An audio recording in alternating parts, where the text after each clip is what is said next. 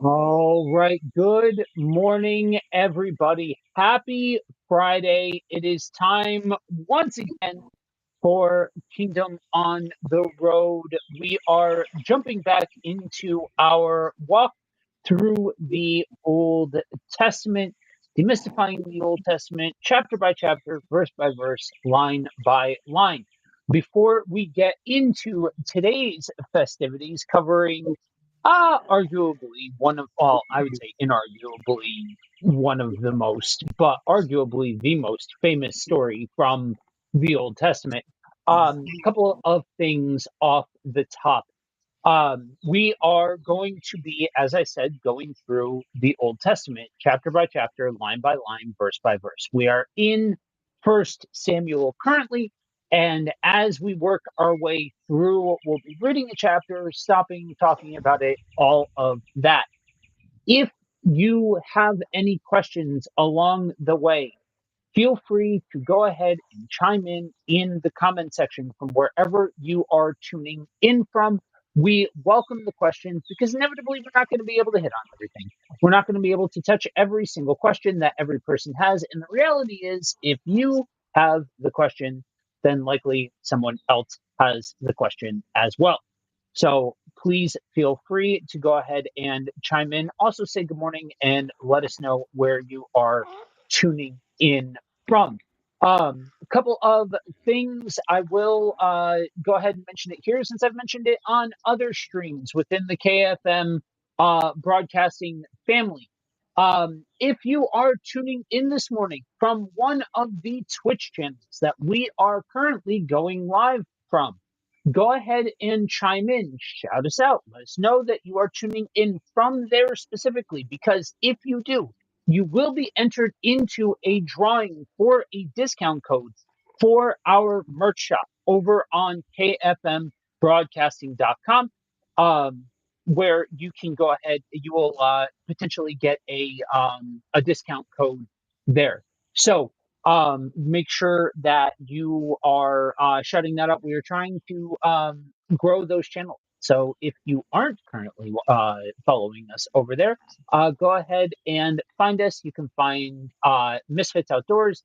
You can find KFM Broadcasting, Buddy Walk Pod, as well as, of course, Ant is the one that has the ridiculous name that I can never remember. Apostle. It's like 2274, I think.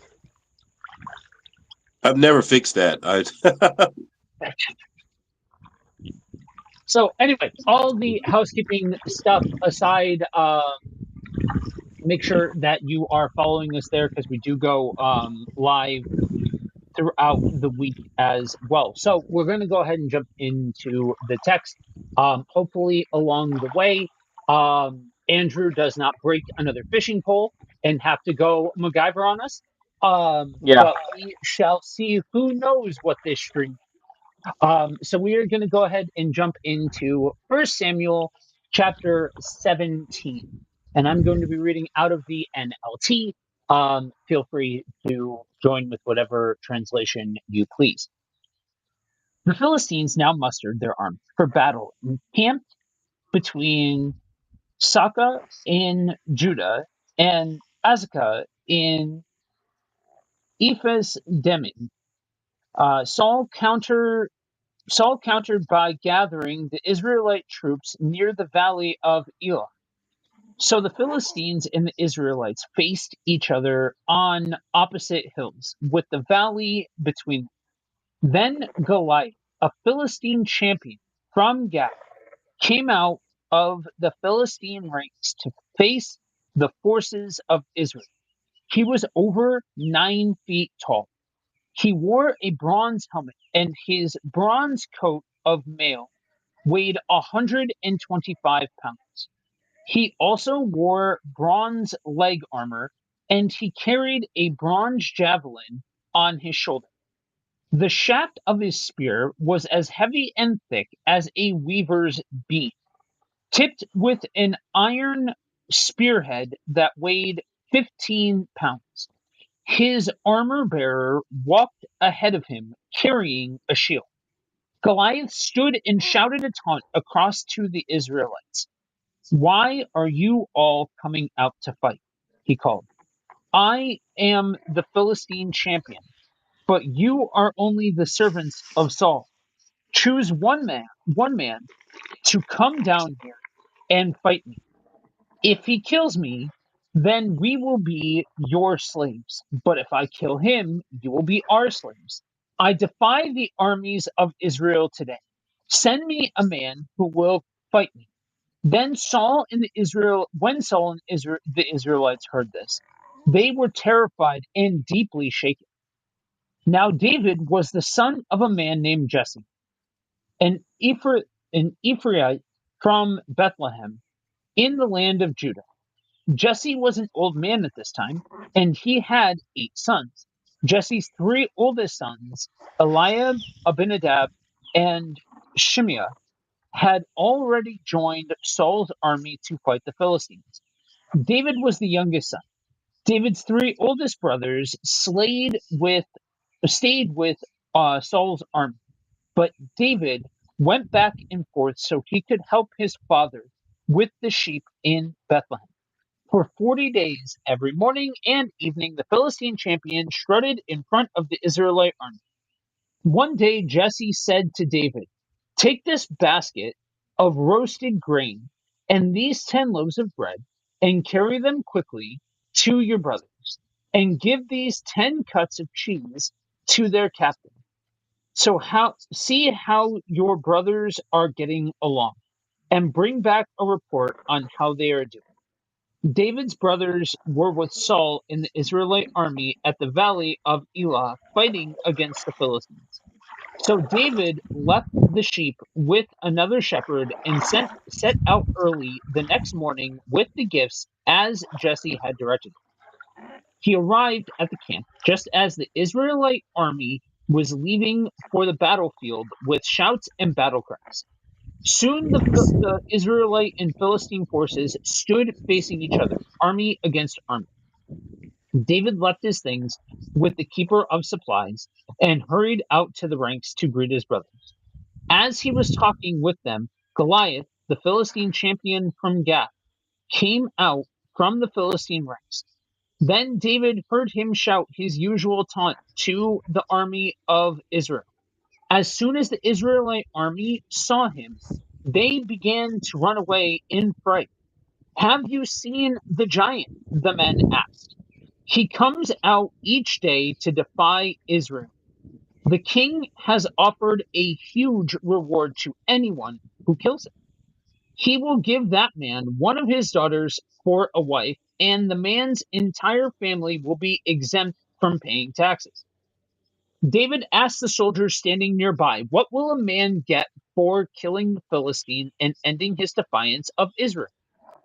Who is this pagan Philistine anyway, that he is allowed to defy the armies of the living God?" And these men gave David the same reply. They said, "Yes, that is the reward for killing." But when David's oldest brother Eliab heard David talking to the men, he was angry. "What are you doing around here anyway?" he demanded. "What about those few sheep you're supposed to be taking care of? I know about your pride and deceit. You just want to see the battle." "What have I done now?" David replied. "I was only asking a question."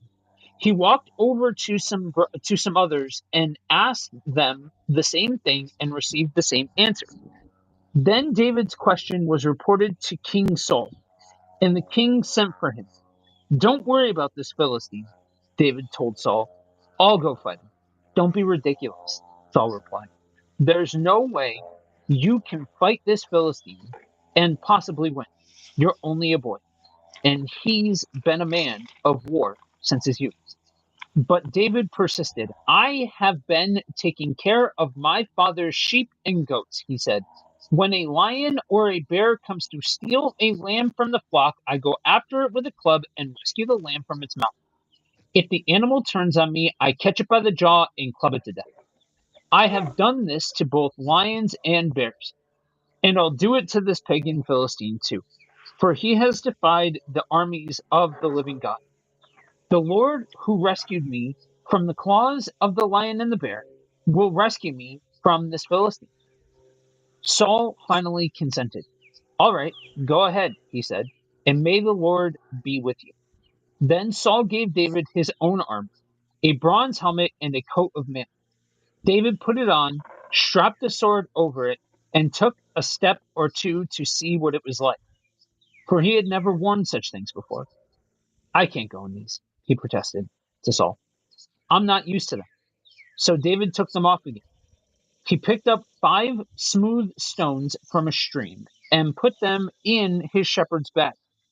Then, armed only with the shepherd's staff and sling, he started across the valley to fight the Philistine. Goliath walked out toward David with his shield bearer ahead of him, sneering in contempt at this ruddy faced boy. Am I a dog? He roared at David, that you come at me with a stick? And he cursed David by the names of his gods. Come over here, and I'll give your flesh to the birds and wild animals, Goliath yelled. David replied to the Philistine, you come to me with sword, spear, and javelin, but I come to you in the name of the Lord of heaven's armies, the God of the armies of Israel, whom you have defied. Today the Lord will conquer you, and I will kill you and cut off your head. And then I will give the dead bodies of your men to the birds and the wild animals. And the whole world will know that there is a God in Israel. And everyone assembled here will know that the Lord rescues his people, but not with sword and spear. This is the Lord's battle, and he will give you to us. As Goliath moved closer to attack, David quickly ran out to meet him. Reaching into his shepherd's bag and taking out a stone, he hurled it with his sling and hit the Philistine on the forehead. The stone sank in, and Goliath stumbled and fell face down on the ground. So David triumphed over the Philistine with only a sling and a stone, for he had no sword. Then David ran over and pulled Goliath's sword from his sheath. David used it to kill him and cut off his head. When the Philistines saw that their champion was dead, they turned and ran. Then the men of Israel and Judah gave a great shout of triumph and rushed after the Philistines, chasing them as far as Gath and the gates of Ekron. The bodies of the dead and wounded Philistines were strewn all along the road from Sharon, as far as Gath and Ekron. Then the Israelite army returned and plundered the deserted Philistine camp. David took the Philistines' head to Jerusalem, but he stored the man's army in his own tent. As Saul watched David go out to fight the Philistine, he asked Abner, the commander of his army, Abner, whose son is this young man? I really don't know, Abner declared. Well, find out who he is, the king told him. As soon as David returned from killing Goliath, Abner brought him to Saul with the Philistine's head still in his hand. Tell me about your father, young man, Saul said. And David replied, his name is Jesse, and we live in Bethlehem.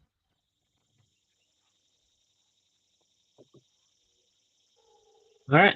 So, a lot happening in this story, and it goes here, there, and everywhere. When we hear David and Goliath come up, it turns into everything from a motivational speech to a kid's story. So Ant, I'll go ahead and throw it to you first. Where do you start the process of processing what seems like at surface level um a larger than life story?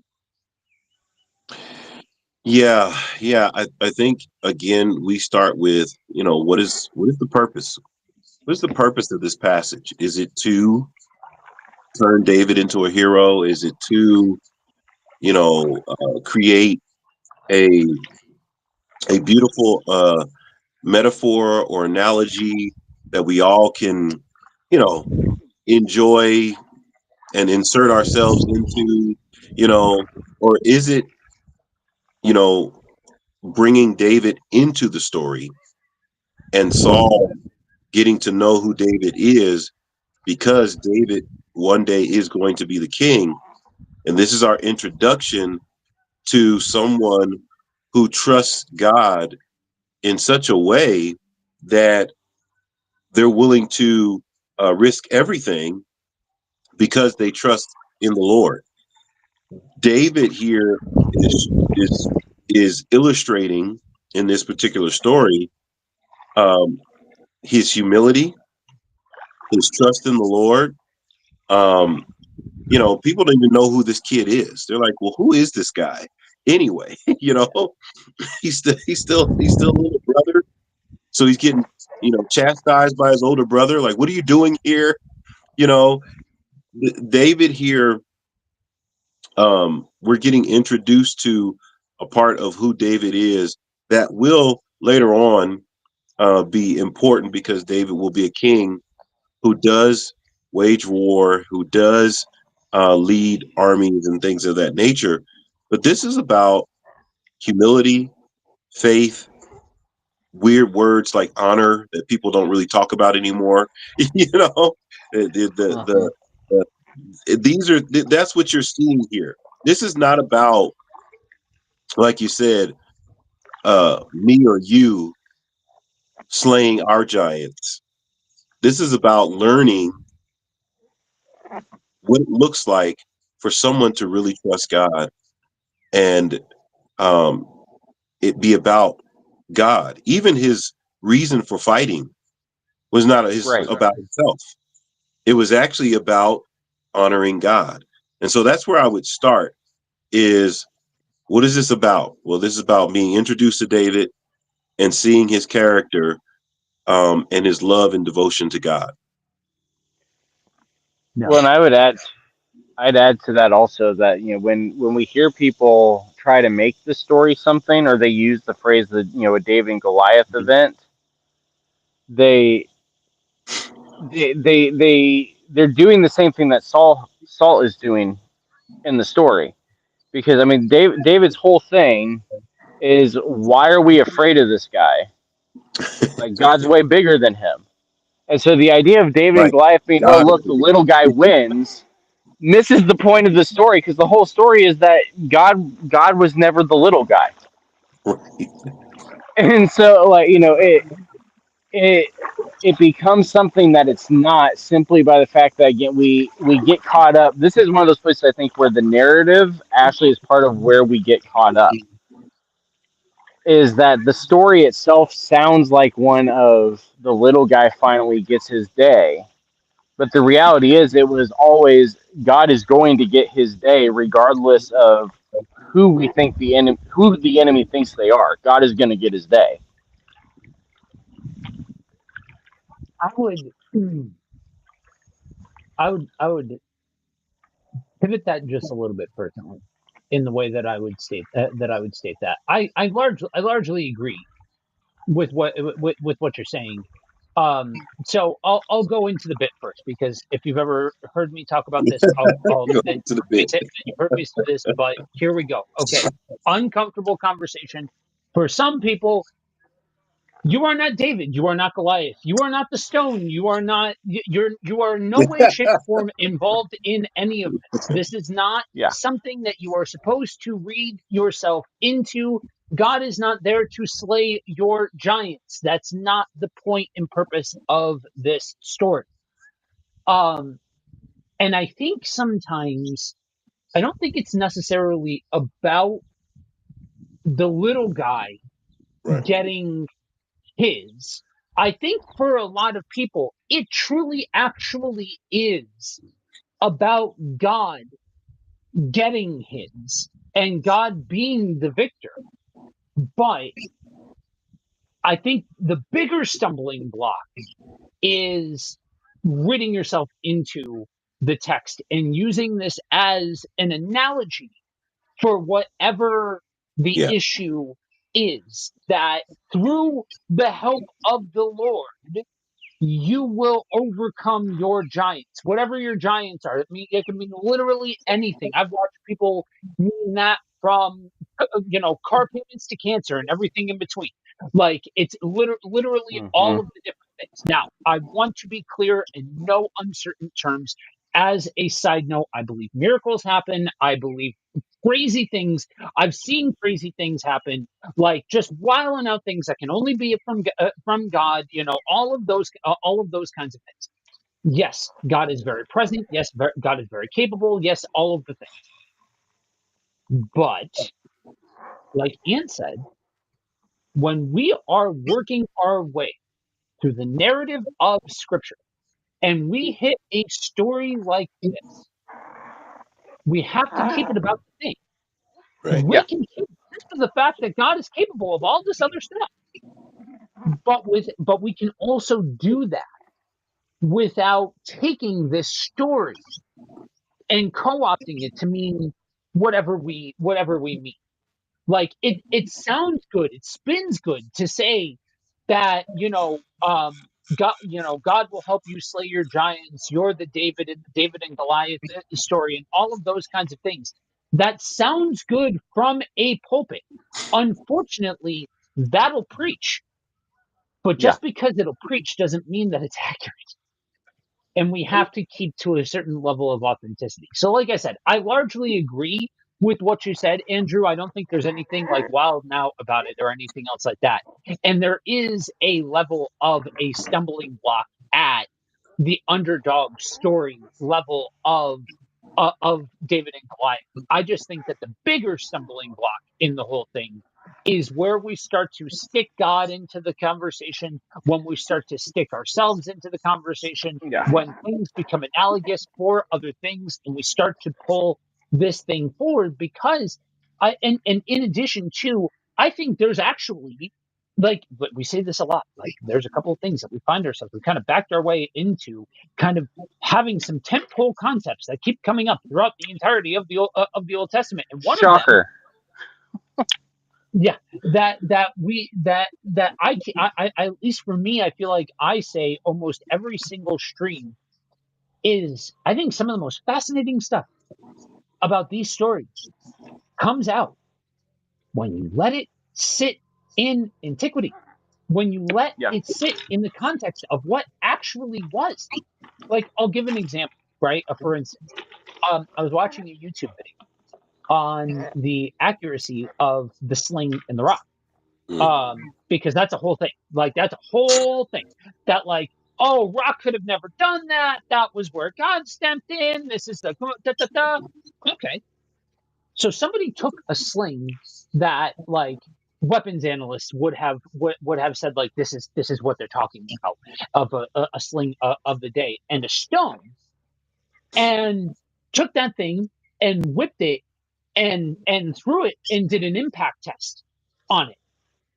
There was enough impact to Right. break the skull, like, to Yeah. actually go, like, Yeah. break the bone and insert itself into a human skull.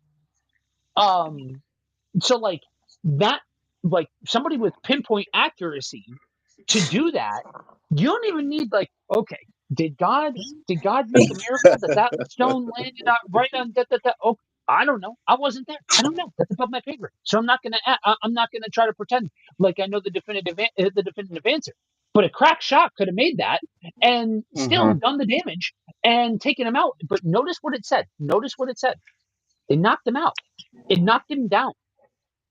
And then he took the sword Mm. Yeah. and took him out. And in a much more, like, I guess, typical fashion of what you would think, and all of that. So, like, that's where I think, again, I kind of went on a rant about this earlier this week, if you caught Pastor Reacts with Andrew, and where I just, okay, great that we teach kids Bible stories and all of that sort of stuff. I have no notes. That's great. We need to start somewhere, and we can't start with dumping all manner of systematic theology on a young child and all of that sort of stuff. So we have to do something and all of that. But when we're talking about a Sunday school education, on these specific stories and all of that, and that's all we sit at is a Sunday school Yeah. level education on these stories. Generally, that's where we end up with something that's left from center. That's all I'm saying. Yeah. Because we take something out. You have to. If all you have is Sunday school, that's you have to take something out of the full and complete context. Well, and I'll also add that the opposite extreme also I've seen happen as well is that because this is such a Sunday school story, that I don't know how many people I've heard that have tried to overanalyze the story to the point of, like you said, the whole idea of the rock and the sling couldn't do that, so it's supernatural. But even the idea of, like, they start analyzing why, how important it is that David took 5 stones and that he was sending a message and all this sort of stuff. And it's like, we with kids, we go and we dump stuff that's way too heavy, and then we do the same thing as adults, just because we can't just let a story of God providing for his people be a story about God providing for his people. Like, why is that not enough of a message to come out of the story that we have to add all this extra stuff into it? Yeah, I've like you said, the 5 stones.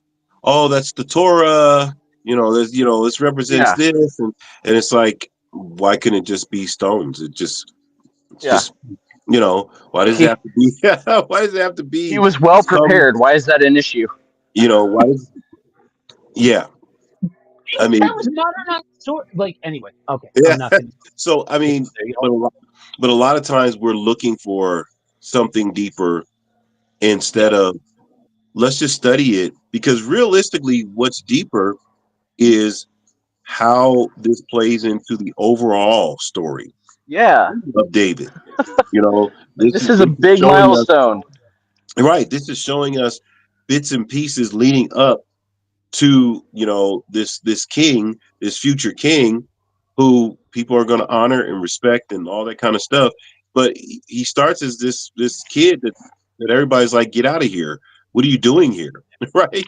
You know, kind of thing. Which again, I think, I don't know if it was you or Andrew, the story is about God.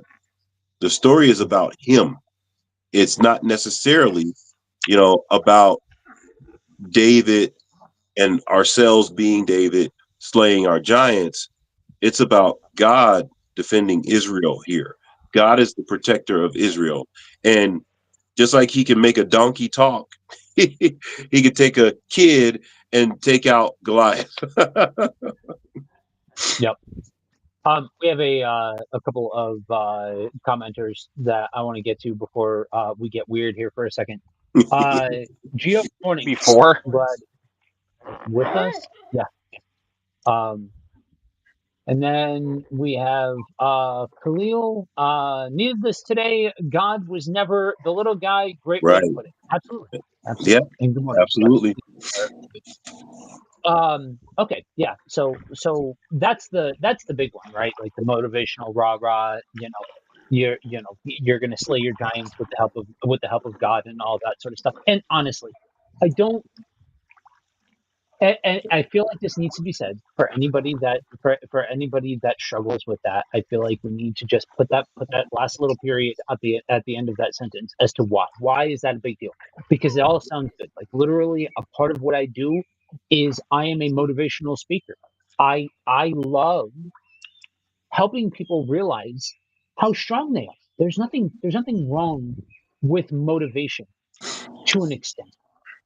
That being said, when we start to say things like God will help you slay your giant, we set people up for a hard fall when the healing doesn't come and it feels like the prayer wasn't answered and Yeah. tragedy strikes and all of those kinds of things because we haven't prepared ourselves for the fact that life is hard.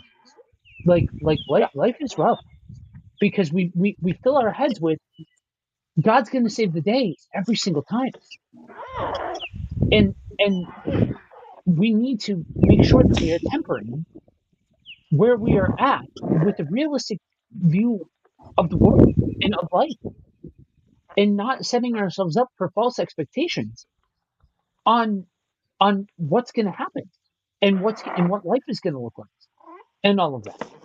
And that's honestly where you find a lot of times when you find somebody who struggles with this idea of the problem of suffering and wrapping their head around it and all of that sort of stuff, generally because they were fed a bill of goods that God was going to step in at any and all time. Yeah. And that's just not the reality of it.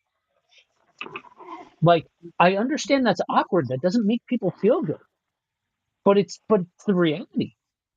And so that's the issue. That's why we fight so hard against these misappropriations of biblical content, because it's ultimately for a better understanding of who God is in full totality, to see the real beauty, to see the depth of God's love, and not expect God to be Superman in every single situation.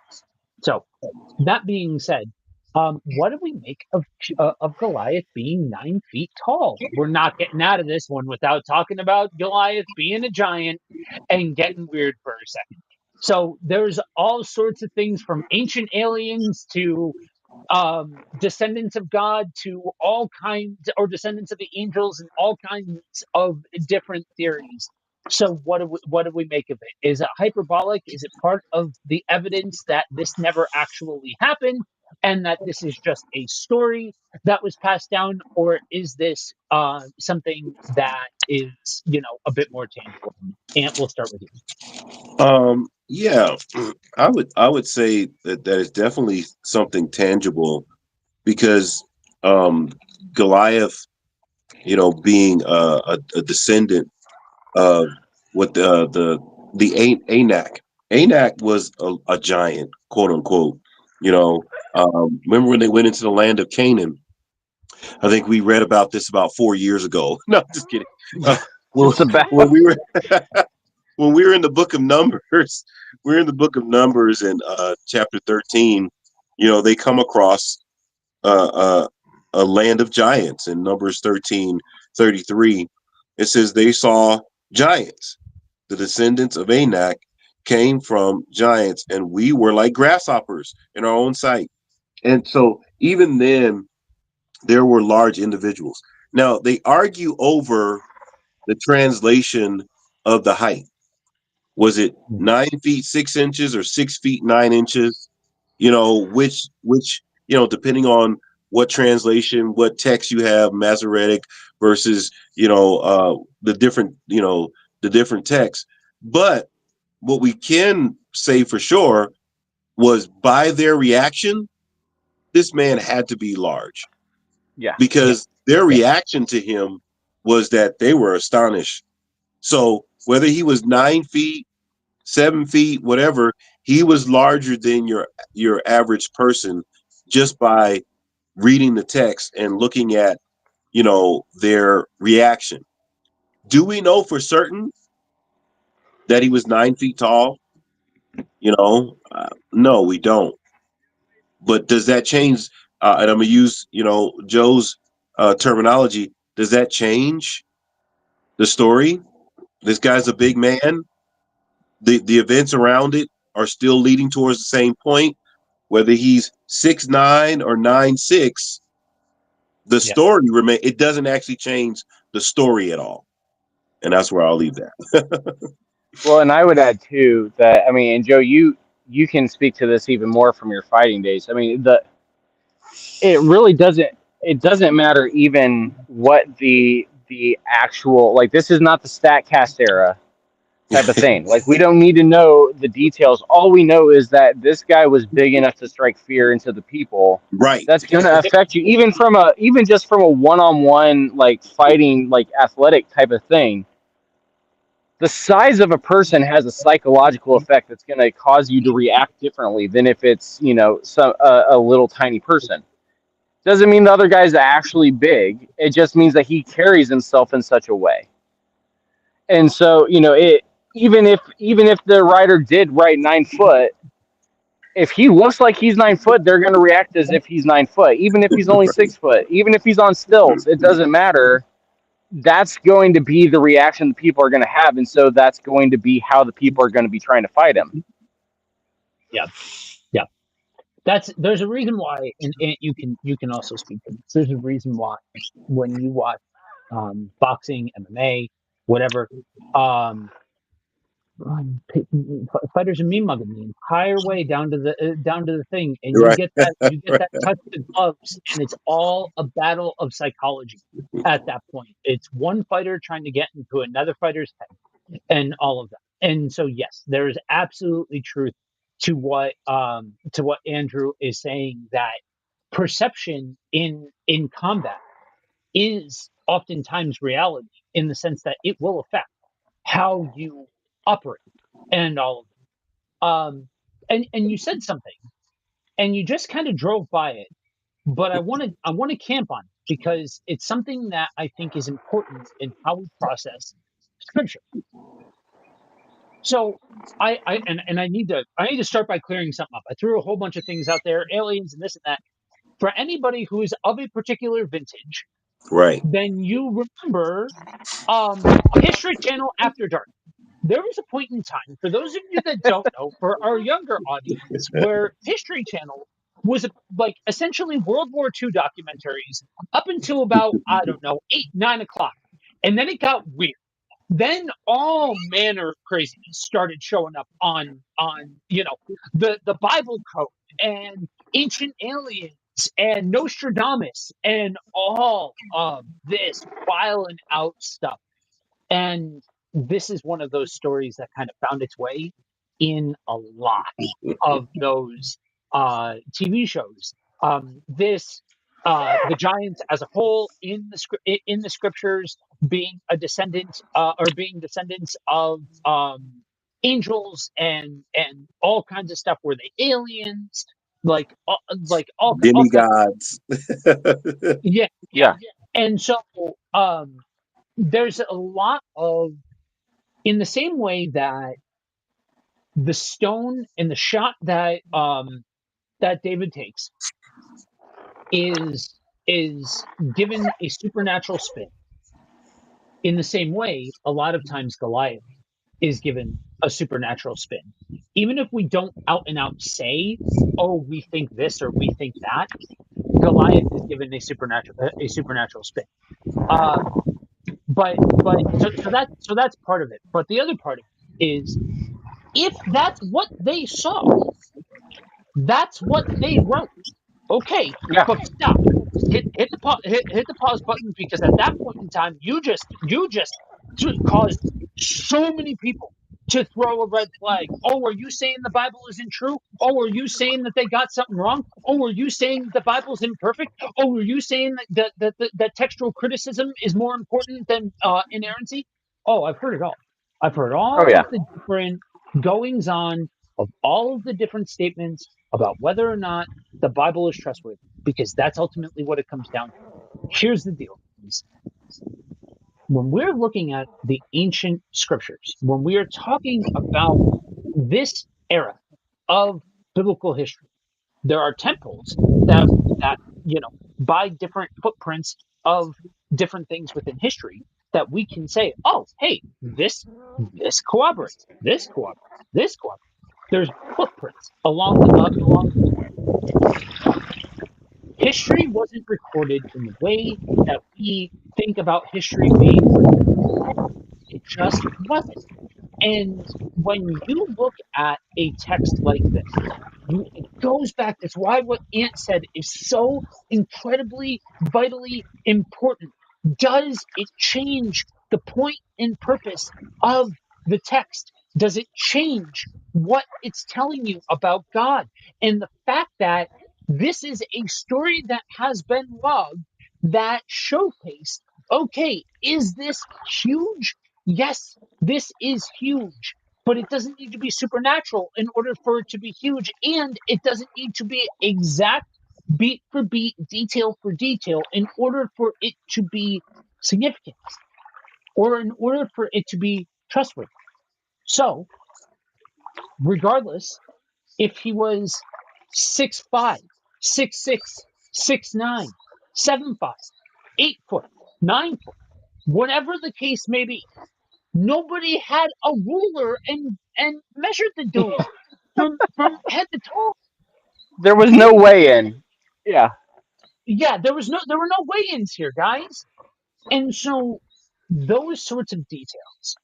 Okay, can we kick the can around and start talking about things like when I was working on one of the series for Buddy Walk and the whole looking into Adam and Eve and the different theories on de novo creation and all of this sort of stuff. That there are theories out there that this all basically descended from pre-Adamic humans, that all of that it's a lineage of pre-Adamic humans. That's one thing. That's one theory. I don't know. Is it fun to kick the can around in certain regards? Sure, let's have fun. I don't care. No harm, no foul. But when we start to need to fill in every single detail in order for the Bible to be trustworthy, that's where we're going to run into trouble. Inevitably, we're going to run into trouble because we simply do not have all of the details. And so I think it's important not to skim past this idea that what they were seeing and how they were perceiving it mattered more than the exact measurement. Because regardless if it was 6 foot, 7 foot, 8 foot, 9, he was still bigger than the rest of them. He was still bigger than everybody else that was there. That's what we need to know in this situation. And he was Yeah, big enough. I was gonna say, he's big enough also to make all of the people except for David be willing to let the guy sit there and blaspheme God. Like nobody had, he was big enough to make everybody say it. This guy's allowed to say it because I'm not messing with him. Like that is the main point, is that he scared them into saying this guy is able to blaspheme our God. yeah. From a modern standpoint, think about if Shaquille O'Neal, of the Los Angeles Lakers, was standing there. How intimidating a person. And in the modern sense, we don't call him a Nephilim or this or that. He's just a basketball player, right? And Yeah. we watch basketball, and there's a whole bunch of 6'8", 6'9", 7 foot, 7'5", 7 people that if they walked into a regular restaurant, people in the room would say, "What in the world?" Right? Yep. So there have always been people, right, that have been bigger than everybody else. And I like what you guys said. From an athletic standpoint, they passed the eye test. You're like, Yep. whoa, Yep. I don't want to mess with that guy. Yeah, I don't. Whether like you said, it's boxing, wrestling, MMA, even football. Khalil is a football player. There's some guys that walk on the field, and you're like, what? What? Are the pads wearing him, or is he wearing the pads? Like, Yeah. like which? And so, you know, I I love what you said. I echo it again and again. It doesn't change the story. Yeah. Yep. You still Yep. get the same meaning whether he's 6'9" or 9'6". So Yeah. I think I read this story and I think about my brother. Uh, Dude's about 7 foot tall and needs to crouch down to come into my house. your house. And like, I'm not, I'm not by any standard and measurement a small human being. Okay.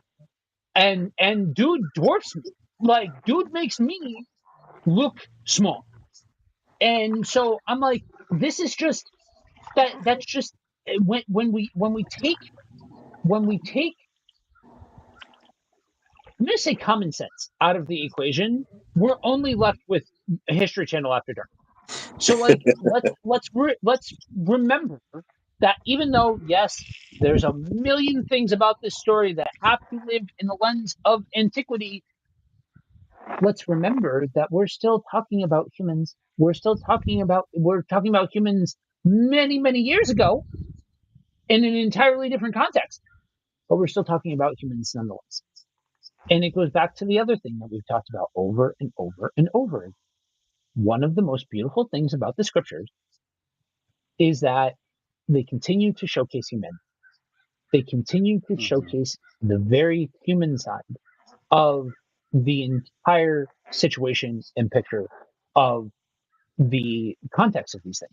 So, yeah, I think we hit all of the major angles as far as this goes. I'm sure somebody somewhere somehow has made and concocted some weird and wild analogy for David and Goliath that we have not touched on here this morning. So I'll just leave it at this. Part of what we do here is to equip you all to be able to deal with any malformed idea of the scriptures, not by naming every single malformed idea of the scriptures, but by helping you to reason your way through the scriptures and figure out what it's actually saying. So, regardless of whatever angle somebody takes on the David and Goliath story, hopefully, in the last, I don't know, 45 minutes, as we've been covering the David and Goliath story, that we have equipped you with the ability to be able to reason your way through it without getting lost in the sauce. So with that, let's go ahead and jump back into the text. We are going to pick it back up with chapter 18. After David had finished talking with Saul, he met Jonathan, the king's son. There was an immediate bond between them, for Jonathan loved David. From that day on, Saul kept David with him and wouldn't let him return. And Jonathan made a solemn pact with David because he loved him as he loved himself. Jonathan sealed the pact by taking off his robe and giving it to David, together with his tunic, sword, bow, and belt. Whatever Saul asked David to do, David did successfully. So Saul made him a commander over the men of an appointment that was welcomed by the people and Saul's officers alike. When the victorious Israelite army was returning home after David had killed the Philistine, women from all the towns of Israel came out to meet King Saul. They sang and danced with joy with tambourines and cymbals. This was their song. Saul killed his thousands, and David his 10,000s. This made Saul very angry. What's this? He said. They credit David with 10,000s and me with only thousands? Next, they'll be making him their king. So from that time on, Saul kept a jealous eye on David. The very next day, a tormenting spirit from God overwhelmed Saul, and he began to rave in his house like a madman. David was playing the harp as he did each day, but Saul had a spear in his hand, and he suddenly hurled it at David, intending to pin him to the wall. But David escaped him twice. Saul was then afraid of David, for the Lord was with David and had turned away from Saul.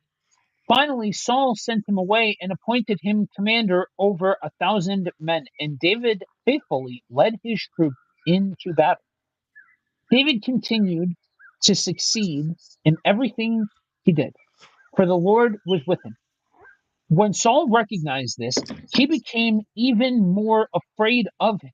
But all Israel and Judah loved David because he was so successful at leading his troops in the battle. One day, Saul said to David, I am ready to give you my older daughter, Merab, as his wife, or as your wife. But first, you must prove yourself to be a real warrior by fighting the Lord's battle. For Saul thought, I'll send him out against the Philistines and let them kill him rather than doing it myself. Who am I and what is my family in Israel that I should be the king's son of? David exclaimed. My father's family is nothing. So when the time came for Saul to give his daughter Merab in marriage to David, he gave her instead of Adric, a man gave her he gave her instead to Adriel, a man from Maloah. In the meantime, Saul's daughter Michal had fallen in love with David, and Saul was delighted when he heard of it. Here's another chance to see him killed by the Philistines, Saul said to himself. But to David, he said, today you have a second chance to become my son-in-law. Then Saul told his men to say to David, the king really likes you, and so do we. Why don't you accept the king's offer and become his son-in-law? When Saul's men said these things to David, he replied, how can a poor man from a humble family afford the bride price from the daughter of a king? When Saul's men reported this back to the king, he told them, tell David that all I want for the bride price is 100 Philistine foreskins. Vengeance on my enemies is all I really want. But what Saul had in mind was that David would be killed in the fight. David was delighted to accept the offer. Before the time limit expired, he and his men went out and killed 200 Philistines. Then David fulfilled the king's requirement by presenting all their foreskins to him. So Saul gave his daughter Michal to David to be his wife. When Saul realized that the Lord was with David and how much his daughter Michal loved him, Saul became even more afraid of him, and he remained David's enemy for the rest of his life. Every time the commanders of the Philistines attacked, David was more successful against them than all the rest of Saul's officers. So David's name became very famous.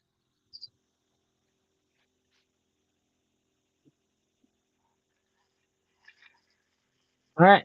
So who's going to be oh, apparently while I was reading, Andrew caught a fish. All right. I'm assuming that's what the reference is. Nice Um, catch. okay, so who's going to be the first one to talk about 214? And go. Um, so all jokes aside, you want so something stood out to me in reading this. Now I'm going to break the rules and I'm going to skip ahead a little bit because generally there's like two or three stories for David that are like the things that we think about with David. And David and Uriah is one of them. And I think it's interesting that what we're reading here that Saul is trying to do to David with what David ends up doing later on Mm-hmm. in Yeah. his story. I'm sure at some point I've read this before, but sitting here stopping and like going through chapter by chapter, line by line, verse by verse, different things Pop stand up. out to me. Yeah. It's an interesting thing to think about with how the full life cycle of David ends up working. Mm-hmm. Yeah. I think what's big in this story is how the resentment of Saul begins to build with Mhm. this weird little song that, wasn't even really. I mean, we read through 17. David, slayed Goliath, but he didn't kill tens of thousands, right? And so this song is like, where did they get this from? Why did they start singing this? Because it ends up really vexing Saul, and the distressing spirit that was sent from God. This just Right. comes back on him out of nowhere, and now David can't even play it away. He can't even play the spirit away. This guy's throwing a javelin at him, trying to pin him to the wall. It's like, wow. So what's interesting here is David never flinches, period. Because you would think after somebody just tried to pin you to the wall with a javelin that you would stop talking to him. You'd stop being around him. He Agreed. tried to kill you with a javelin, and then he says, "Here, take my daughter." Like, wait a minute, something, you know. But David seems so humble, almost naive in this story that is Yeah. there's nothing there. Like, I come from a humble family. I can't afford the bride price. Everybody's like, no, come on, come on. And it's like David is this. He really is this kid, right? I don't know how old he is by now, but he really does seem very humble, very unassuming. But God's blessing and favor is on him, and Saul can see it, and Saul is frustrated by it. The one thing that I didn't want to jump over, right, was the relationship between Jonathan and Yeah. David, because Yeah. there's a lot of conversation about that. And I don't want to get us booted off the air or anything, but some people use it for justification, right, for same-sex attraction.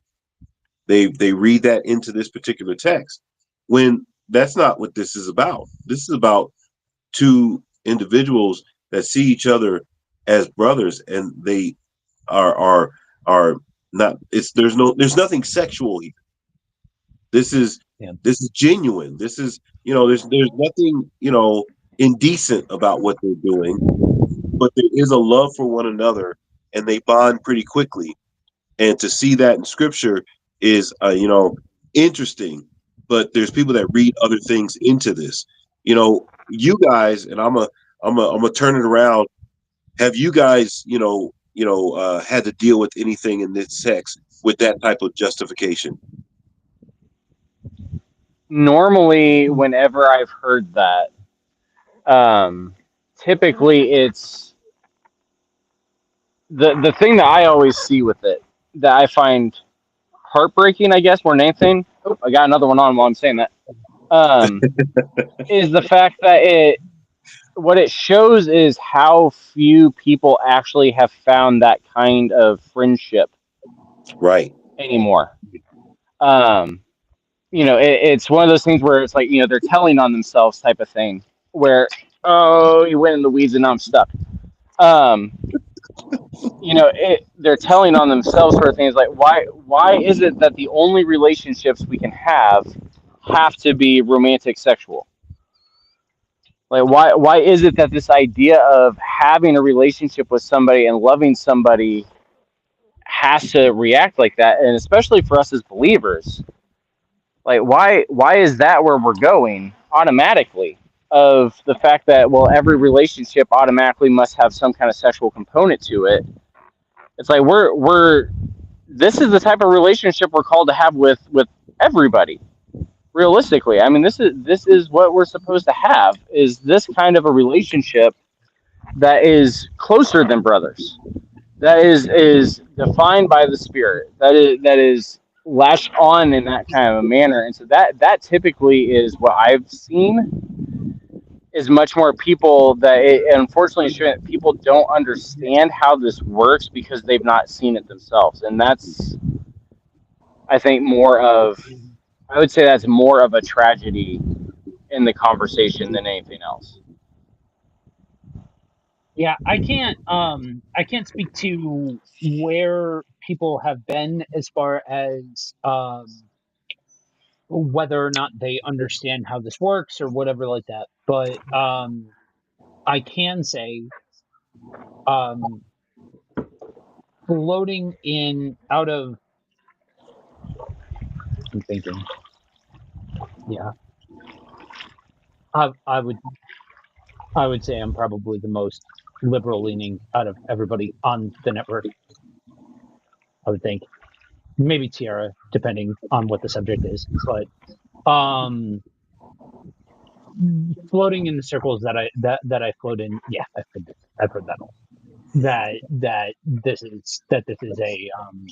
an example of same sex attraction and all of that sort of stuff. And while I have opinions and stances and things like that are not a part of the conversation currently, um, I I remain in every single aspect of the conversation that the second that we bring in the scriptures, we are under the responsibility to be authentic and treat Yeah. them well,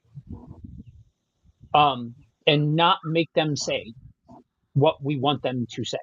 Right. I don't know as though I would go as far as some of the things that you said, Andrew, about this is what we're called to as believers and all of this sort of stuff. I think this can just sit at the level of close friendship, and we can call it a day there without it being anything more than that. Um, but there is no context in this. Do the word study, do the contextual study, do all of it.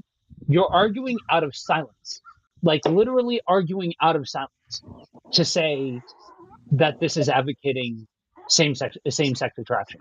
Yes, but the opposite side of the coin there is it is also not explicitly saying, like, it's not saying, but Right. it's Yeah. not saying it either. And that And that that's where you. when you're But talking, that's right. That's like you said. You're arguing out of silence. So yeah, I. exactly. If you're going to try and advocate it, then the burden of proof is on you to say Right. that this is what it's saying, and it's just not there. And so, like, that's, yeah, it's aggravating to me, not out of a place of moralistic stuff, whatever, but more out of a place of um I while I have stances on the whole idea of sola scriptura and the whole idea of textual perfection and all infallibility and all of that sort of stuff, I still think that the scriptures that we have in front of us are God inspired and are say what they say for the reason that they say it, and need to be studied accurately and honestly to actually understand and get the richness of the not just the understanding the story aspect of it, but the fact that, like, that the Bible speaks to the fact that the idea behind the scriptures is that they pierce the heart, Yeah. that they are, there's this supernatural spiritual thing that happens as we understand God's voice. We can't understand God's voice and read our own things into scripture all at the same time. We just can't. We're doing two separate things. It's like one wheel going one direction, the other wheel going the other direction. You're not going to get anywhere. So, Yeah. Well, and I would From. I would add also that from like the whole point of why the David Jonathan relationship matters is that it's a we're back to what we talked about last week of Jonathan really is showing how far Saul yeah, has gone because Jonathan last week was the one that he recognized what God was doing. He was the one that recognized that God had authorized this attack. He was the one that knew his dad had gone off the deep end with his punishments and things like that. And here again, we've got the same thing of while Saul is out here trying to kill David out of jealousy and out of having this bad spirit in him. Here's Jonathan, like, no, this is my brother. Like, why are we doing this? Like, I know my dad's nuts, but we're still here, That's nuts. and we're still going to be doing this. Yeah. From a personal standpoint, I grew up with a friend that wherever you saw him, you saw me. We played basketball together. We went to school together. We hung out at each other's house. And I remember the first time an accusation came, like, "Hey, you know, are you guys, you know?" And it's like, why would you think? Because we're Right. close, because we call each other brothers, because we hang out. We're tight like that. You see one, you see the other, and I just think it was a conclusion. You know, and I think this is where the idea of homophobia comes in, because there's an actual fear of that. instead of two guys just being friends. It doesn't have to be anything more than that. Um, and it's genuine. And I think you said something very important, Andrew, that there's a lot of people that have never experienced that. So they're kind of telling on themselves that you Yeah. can't be close like that and there not be something more, right? And Yeah. that's not true. You can have a strong, genuine friendship with someone that may last a lifetime, you know, and there not be anything more than just a genuine friendship. So anyway, I think Joe froze on us. I don't know if he's there I or don't he's know because I frozen. still can't see. I still can't see you guys. Okay, So well, he's frozen. I'm gonna hit this other part. Michael, the daughter who becomes the wife. It's interesting how fond of David she is now, and right. we know how the story. We know we know what's going to happen, right? But it's interesting how fond of him she is now. She's excited, to be there. She's excited to marry him. There we go. Here's another catch, y'all. Man, y'all, celebrate these catches. um, she's very fond of him right now, but we know that that's going to take a turn later on. Yeah. Um, so it's interesting, and David becomes. Shameless plug. I wrote a book, and I kind of featured David as one of the individuals that God actually made famous. That fame Yeah. is not a bad thing. It's what we do with the fame. It's what we do with the notoriety. Those that are on platforms that, hey, man, maybe you got a million views on a video or you got tons of subscribers, all that kind of stuff. That's not a bad thing. What's a bad thing is what it does to us. And so Yeah. David is starting to build that type of fame, and he's being recognized. His name is starting to be talked about, and so it's important that David remains humble and focused on God. And I like that that's where he remains as he goes forward. But that's something, and me and you could talk about it while Joe is figuring out his connection. You know, when you think about fame, why do we, as believers, say that we should kind of disassociate ourselves from words like that? And we Well, shouldn't talk about. Yeah, go ahead. I, I think what's weird is that I don't think we do. I think we're just very selective of who we think should have it. Okay, okay. You know what I mean? Because, like, I mean that was the whole thing. Those of you that saw the pastor reacts that Joe and I did a few weeks ago, after the death of John MacArthur, like their followers are more than happy that he had fame. You know, Right, people are more than happy to platform Billy Graham. People are more than happy right now to platform all sorts of nonsense that they think is going. The whole, you know, the Christian media stuff that goes on that, in many ways, don't like our version of Christian media that we do within KFM. Those kind of things. It's everywhere. That kind of stuff. But if it's not the person that we think fits the mold, then at that point it's, well, you're just selling out the gospel and you're doing this and you're doing that. And the phrase I hear a lot is selling out the gospel. right, And but it only applies to the people that you think don't fit the right mold. If you fit the right mold, then they're all for platforming you. They'll right, donate. They'll do everything because you're doing God's work. But if you don't fit the right mold, then you're just selling out the gospel and you need to repent and humble yourself. right. And so it's much more of a, I think it's about who is being platformed than the idea of platforming and being made famous and everything else. Yeah, yeah. Because David's one of those people, and I know when I was writing my book, it was David. It was different individuals where it literally said that God, you know, uh, uh, put them in a position where they became well known. They became highly Yeah. esteemed. They became famous. And it says at the end of this chapter that David's name became famous. It became highly esteemed and well known, and for a lot of people that's a dangerous thing. That's, oh no, don't do that.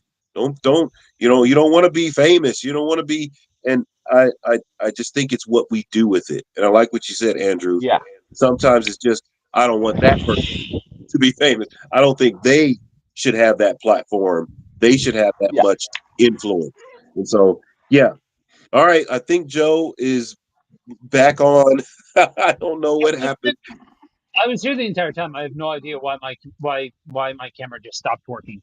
Oh yeah, because Um, we couldn't see you or anything. so, Although I haven't seen you for hours, so yeah, that's Right. because you're out in the middle of the lake. Um, so yeah, I'm looking at I'm hearing the last part of what you said and looking at the comment section, wondering where you guys went. So I'm going to go ahead and grab the steering wheel and drive us back onto mainland here for a second. No, I'm just playing. So um, let's go got another ahead one. and Ooh. jump back into Oh, the text. So Uh, so what we did was we went through the rest of the passage. We talked about David's marriage, and then got to the end of the final statement of the passage was that David's name gained fame across the land. So that's where we ended. So you're right on cue. all right, let's go ahead and jump back in with chapter 19. Saul now urged his servants and his son Jonathan to assassinate David. But Jonathan, because of his strong affection for David, told him what his father was planning. Tomorrow morning, he warned, you must find a hiding place in the fields. I'll ask my father to go out there with me, and I'll talk to him about you. Then I'll tell you everything I can find out. The next morning, Jonathan spoke with his father about David, saying many good things about him. The king must not sin against his servant David, Jonathan said. He's never done anything to harm you. He has always helped you in any way he could. Have you forgotten about the time he risked his life to kill the Philistine giant and how the Lord brought a great victory to all Israel as a result? You were certainly happy about it then. Why should you murder an innocent man like David? There is no reason for it at all. So Saul listened to Jonathan and vowed, as surely as the Lord lives, David will not be killed. Afterward, Jonathan called David and told him what had happened. Yeah. Then he brought David to Saul, and David served in the court as before. War broke out again after that, and David led his troops against the Philistines. He attacked them with such fury that they all ran away. But one day, when Saul was sitting at home with spear in hand, the tormenting spirit from the Lord suddenly came upon him again. As David played the harp, Saul hurled his spear at him, but David dodged out of the way, and, and leaving the spear stuck in the wall, he fled and escaped into the night. Then Saul sent troops to watch David's house. They were told to kill David when he came out the next morning. But Michal, David's wife, warned him, if you don't escape tonight, you will be dead by morning. So she helped him climb through a window, and he fled and escaped. Then she took an idol and put it in his bed, covered it with blankets, and put a cushion of goat's hair at its head. When the troops came to arrest David, she told them he was sick and couldn't come out of bed. But Saul sent troops back to get David. He ordered, bring him to me in his bed so I can kill him. But when they came to carry David out, they discovered that it was only an idol in the bed with a cushion of goat's hair at its head. Why have you betrayed me like this and let my enemy escape? Saul demanded again. I had to, she replied. He threatened he threatened to kill me if I didn't help him. So David escaped and went to Ramah to see Samuel, and he told him all that Saul had done to him. Then Samuel took David with him to live at Noah. Then, when the report reached Saul that David was at North in Ramah, he sent troops to capture him. But when they arrived and saw Samuel leading a group of prophets who were prophesying, the Spirit of God came upon Saul's men, and they also began to prophesy. When Saul heard what had happened, he sent other troops, but they too prophesied. The same thing happened a third time. Finally, Saul himself went to Ramah and arrived at the great well in Second. Where where are Samuel and David? He demanded. They are at Naya in Ramah, someone told him. But on the way in Ramah, the Spirit of God came even upon Saul, and he too began to prophesy all the way to Noah. He tore off his clothes and laid naked on the ground all day and all night, prophesying in the presence of Samuel. The people who were watching exclaimed, "What is even Saul a prophet?"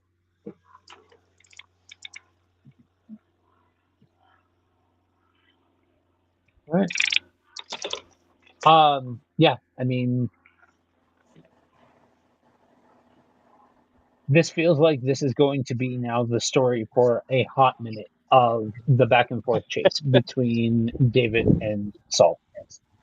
Yep, it has begun. Yeah. Um, One thing I feel like we didn't touch on that I feel like needs to touch on is the fact that third thing. Um, that should not be taken out of context as some weird curse or something along those lines. It is like it's there and we deal with it, but we don't turn it into something larger than it actually is.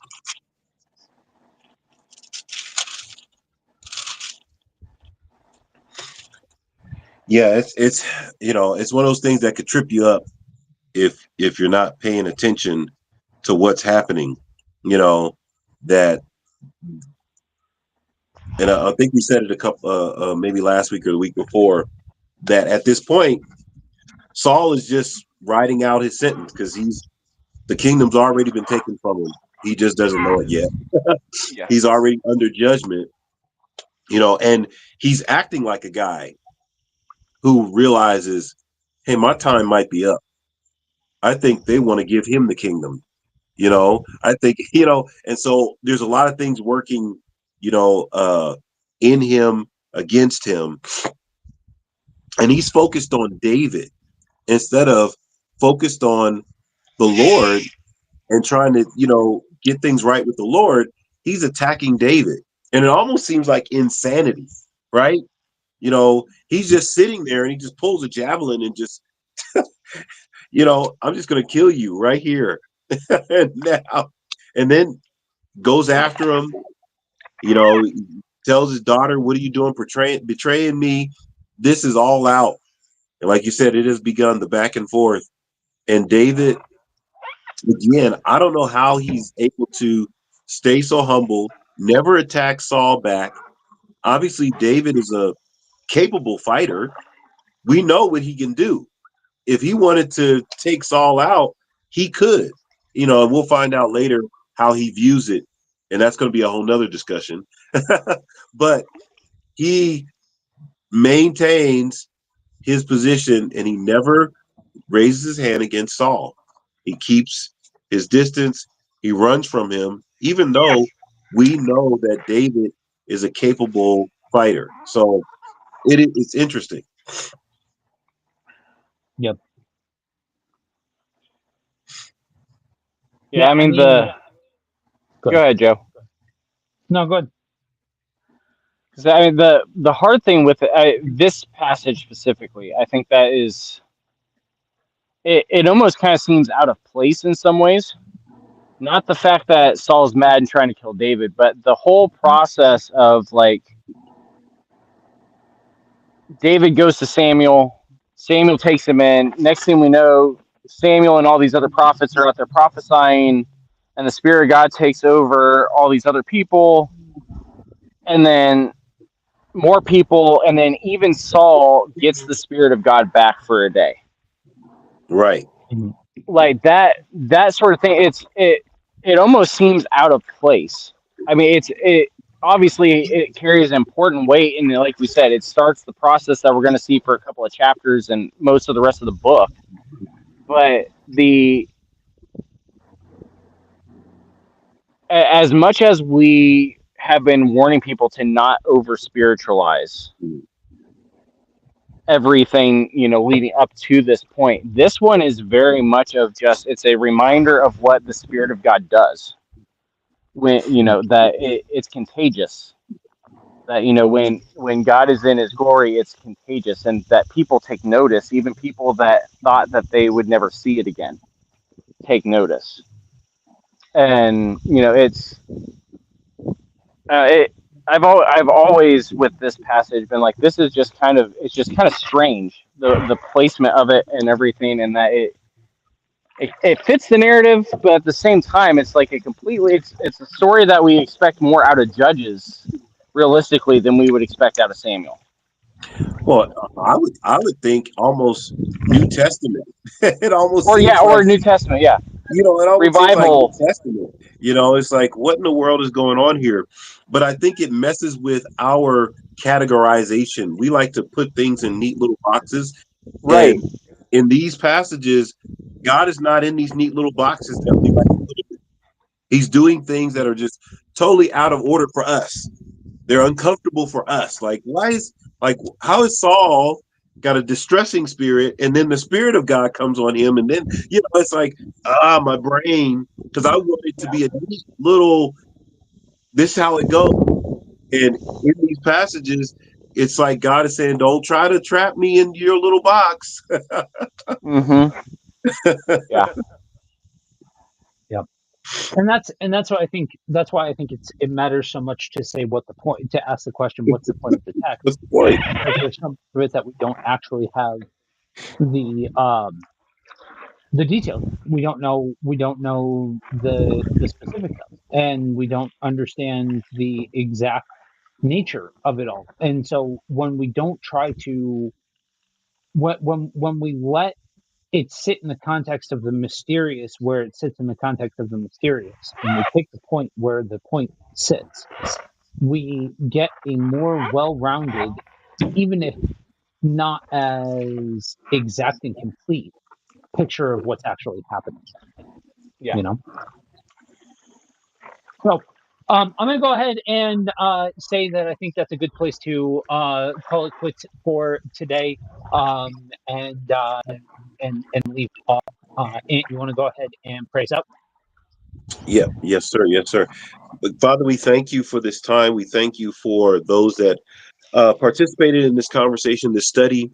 Lord, I just pray that we would continue to seek you and find you in the scriptures and understand the process, the points, the purpose of what is written, so that we can draw closer to you and understand how to relate to you and how to be obedient in the things that we need to be obedient in, and how to understand the things that we are capable of understanding versus some things are beyond our understanding. And so, Lord, I thank you for these gentlemen. I thank you for those that are watching and those that will watch this on the replay. And I just ask that your blessing would be on each and every one of us. In Jesus' name, amen. Amen. All right, that's it. That's all. That's a wrap. Thank you all for joining us this morning. We will be back next week, continuing on the walk through the Old Testament. Just a quick reminder on a couple of things, like I said at the top. If you are watching on one of the Twitch channels for the network, go ahead and chime in. Let us know that you are watching from there, and you will be entered into a drawing for a discount code for our merch shop. And also, if you are in need of prayer, we have a website, kfn.org. dmbroadcasting.com/prayer, where you can go ahead and fill out the form, and we will get it and be praying for you. So that's it for now. Thank you all for joining us. Make sure that you stay tuned throughout the week for all of our live content going out. But for now, remember that you are prayed for and you are loved deeply. All right.